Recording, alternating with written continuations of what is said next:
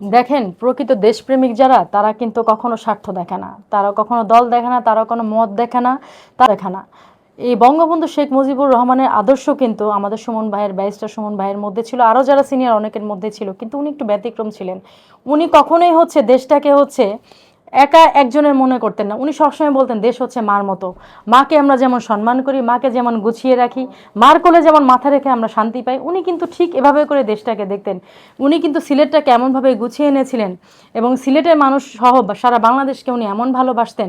দেখেন, ওনার মতো একটা মানুষ, উনি কিন্তু নিজেই বলেছিলেন এবং আমি এতটুকু শুনতে পেরেছি যে ওনার পরিবার থেকে যখন জুলাইয়ের এরকম ঘটলো, ওনাকে কিন্তু বারবার বলা হয়েছে চলে যাওয়ার জন্য, কিন্তু উনি কিন্তু এই শেষ পর্যন্ত জ্বালিয়ে দাঁড়াতে চেয়েছেন এই জন্য পথ দেখাবে কে, এবং এটাই কিন্তু আজকে তার কাল হয়ে গেল। আপনারা দেখেন, আজকে তাকে ছাড়া হচ্ছে না, ইভেন সেখানে খাবার দাবারের কষ্ট দেওয়া হচ্ছে। যেই ব্যারিস্টার সুমন ভাই মানুষের খাবারের চিন্তা করেছেন, যেই ব্যারিস্টার সুমন ভাই পকেটে করে টাকা নিয়ে গিয়ে ছেলে পেলেকে একসাথে বসে চানাচুর ঝালমুড়ি খেয়েছেন, যেই ব্যারিস্টার সুমন ভাই উনি দিন শেষে সারাদিন সময় রাখতেন যে ছেলে পেলের সাথে খেলার জন্য, যেই ব্যারিস্টার সুমন ভাই যখন যে জায়গায় বসে ছেলে পেলেরা শক্ত ছিল সেখানে তাদের সাথে বসে সেই অবস্থায় তাদের বোঝাতেন, এটাই হচ্ছে ব্যারিস্টার সুমন ভাই।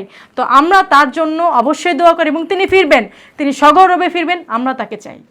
এবং সুমন ভাইয়ের মতো মানুষ, যিনি মানবতার ফেরিয়ালা, যিনি নিজের শান্তির কথা চিন্তা করেননি, যিনি অবর্ণনীয় কষ্ট করেছেন, যিনি শিশু কিশোরদের জন্য একটা আইডল ছিলেন, উনি খেলার মাঠে তাদের নিয়ে খেলেছেন, করার জন্য উনি হবিগঞ্জে বিভিন্ন কিছু করেছেন, নিজের টাকায় করেছেন, সরকারের টাকায় করেছেন, এবং তিনি কখনোই কোনো ভালো কাজের জন্য সরকারি অনুদানের দিকে তাকিয়ে থাকতেন না।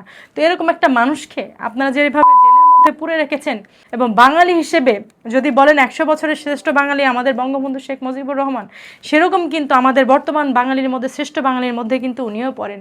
এবং ওনার সহধর্মিণী, ওনার পুত্রকন্যা প্রত্যেকের প্রতি আমরা এই জানাই, কারণ আমরা দাঁড়িয়ে থেকেও কিছু করতে পারছি না এই মানুষগুলির জন্য।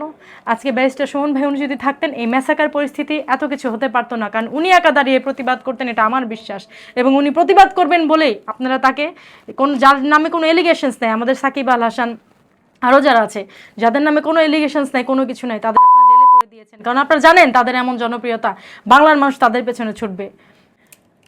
ব্যারিস্টার সুমন ভাই নিয়ে যদি আমি কথা বলতে চাই, বাংলাদেশে বা মানুষ হিসেবে আমার চেনা বা জানা যদি 10টা মানুষ থাকে, তার মধ্যে সুমন ভাই একজন, যার বিরুদ্ধে 302 ধারার মতো কোনো এলিগেশনস নাই, সন্ত্রাসী মামলার কোনো এলিগেশনস নাই, যিনি একজন আপাদমস্তক দেশপ্রেমিক মানুষ।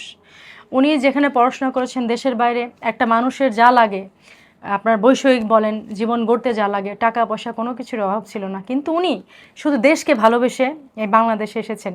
এবং আসার পরে উনি সিলেট মৌলভীগঞ্জ সহকারে উনি প্রত্যেকটা জায়গায় উনি অবর্ণনীয় সংস্কার কাজ করেছেন। এবং উনি সেই 4 খলিফা 1 খলিফা আলীর মতো উনি সিলেটের বিভিন্ন জায়গায়, আপনি যদি একটা বৈদ্যুতিক খুঁটি বলেন, আপনি যদি ভাঙা একটা কালভার্ট বলেন, কোনো মা তার ভাঙা ঘর বলেন, প্রত্যেকটা জিনিস উনি পুঙ্খানুপুঙ্খভাবে তুলে ধরে উনি তাদের সেবা করেছেন।